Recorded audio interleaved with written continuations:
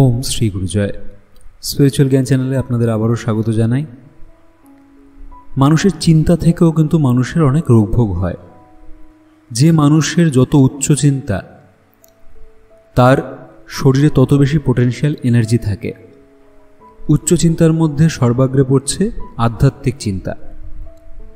যে যত আধ্যাত্মিক চিন্তা করে তার মধ্যে তত পোটেনশিয়াল এনার্জি বেশি হয়।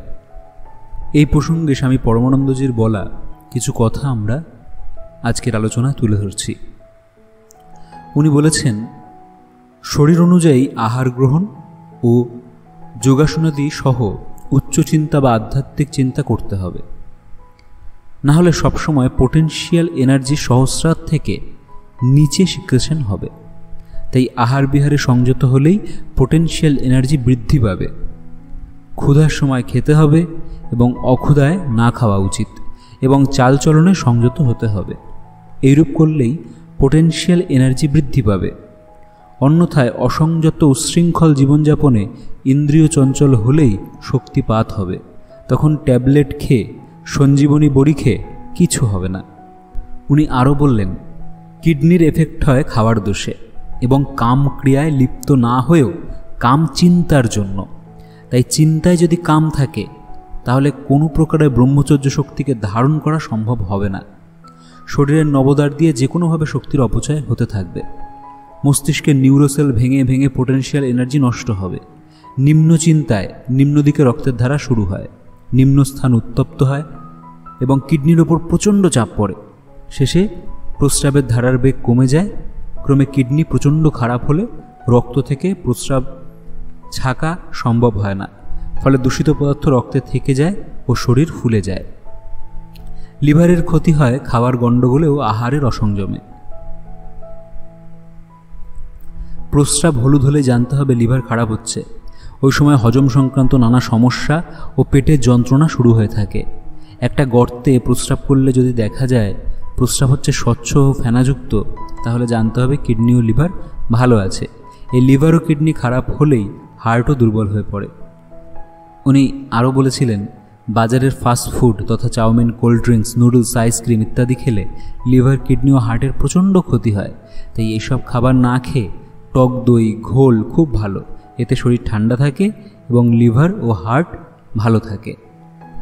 অনেকের সংস্কার হয়তো ভালো বুদ্ধি নিয়ে জন্মগ্রহণ করেছে, কিন্তু ধীশক্তির অভাবে তা কার্যকরী হচ্ছে না। বুদ্ধির সঙ্গে তাই ধীশক্তির দরকার। শুধু বুদ্ধি থাকলে মানুষ চঞ্চল মস্তিষ্ক সম্পন্ন হয়, একাগ্রতা থাকে না। বুদ্ধির সঙ্গে ধীরতা ও বিবেকের প্রয়োজন। উনি বলতেন, ত্রিগুণময়ী মহামায়ার জগতে ত্রিগুণের খেলা চলবেই। অর্থাৎ জগতে সবাই কামমুক্ত হবে না, কাম থাকবেই। তাই নিজেকে বাঁচাবার জন্য যৌনতামুক্ত অন্তঃকরণ বিশিষ্ট হতে হবে। যেমন প্রচণ্ড রোদ রয়েছে, তাকে রোধ করা সম্ভব নয়, তাই রোদ থেকে রেহাই পেতে নিজেকেই একটা ছাতা নিতে হবে। নানাবিধ সমস্যাকুল জগৎ থেকে উত্তরণ করতে নিজেকে উদ্যোগী হতে হবে।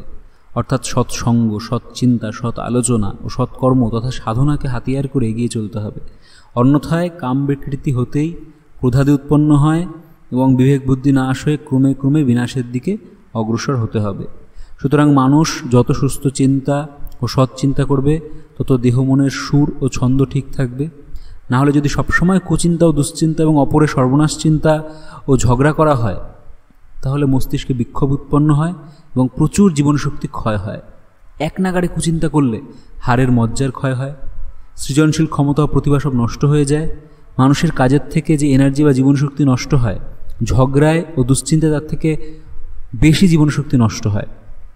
শারীরিক ও মানসিক দিক থেকে সে নিস্তেজ হয়ে যায়, শেষে হাউতাশ করতে থাকে।